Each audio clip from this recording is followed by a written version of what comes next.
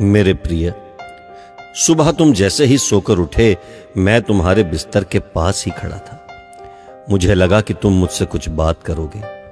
तुम कल या पिछले हफ्ते हुई किसी बात या घटना के लिए मुझे धन्यवाद कहोगे, लेकिन तुम फटाफट चाय पीकर तैयार होने चले गए और मेरी तरफ देखा भी नहीं। फिर मैंने सोचा कि तुम नहा के मुझे याद करोगे, पर तुम इस उधेड़बुन में लग गए कि आज तुम्हें कौन से कपड़े पहनने हैं। फिर जब तुमने ऑफिस जाने के लिए ट्रेन पकड़ी तो मैं समझा कि इस खाली समय का उपयोग तुम मुझसे बातचीत करने में करोगे, पर तुमने थोड़ी देर पेपर पढ़ा और फिर खेलने लग गए अपने मोबाइल से, और मैं खड़ा का खड़ा ही रह गया। मैं तुम्हें बताना चाहता था कि दिन का कुछ हिस्सा मेरे साथ बिताकर तो देखो, तुम्हारे काम और भी अच्छी तरह से होने लगेंगे, लेकिन तुमने मुझसे बात ही नहीं की। एक मौका ऐसा भी आया कि जब तुम बिल्कुल खाली थे और कुर्सी पर पूरे 15 मिनट यूं ही बैठे रहे, लेकिन तब भी तुम्हें मेरा ख्याल नहीं आया।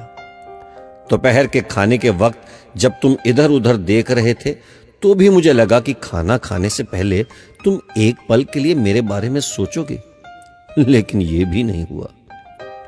दिन का भी काफी समय बचा था। मुझे लगा कि शायद इस बचे समय में हमारी कुछ बातचीत हो जाएगी, लेकिन घर पहुंचने के बाद तुम रोजमर्रा के कामों में व्यस्त हो गए, और जब वो काम निबट गए तो तुमने टीवी खोल लिया और घंटों तक टीवी देखते रहे। देर रात थक कर तुम बिस्तर पर सो गए। मेरा बड़ा मन था कि मैं भी तुम्हारी दिनचर्या का हिस्सा बनूं, कुछ वक्त तुम्हारे साथ बिताऊं, तुम्हारी कुछ सुनूं, तुम्हें कुछ सुनाऊं, कुछ मार्गदर्शन करूं तुम्हारा, ताकि तुम्हें समझ आए कि तुम किस लिए इस धरती पर आए हो और किन कामों में उलझ गए हो।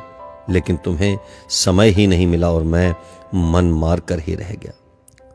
मैं तुमसे बहुत प्यार करता हूं, हर रोज इस बात का इंतजार करता हूं कि तुम मेरा ध्यान करोगे और अपनी छोटी छोटी खुशियों के लिए मेरा शुक्रिया करोगे। पर तुम तभी आते हो जब तुम्हें कुछ चाहिए होता है। तुम जल्दी में आते हो और अपनी मांगे मेरे आगे रखकर चले जाते हो। और मजे की बात तो यह है कि इस प्रक्रिया में तुम मेरी तरफ देखते भी नहीं। खैर, कोई बात नहीं, हो सकता है कल तुम्हें मेरी याद आ जाए। ऐसा मुझे विश्वास है और मुझे तुमसे प्यार है। आखिरकार मेरा दूसरा नाम प्यार ही तो है। तुम्हारा यीशु मसीह।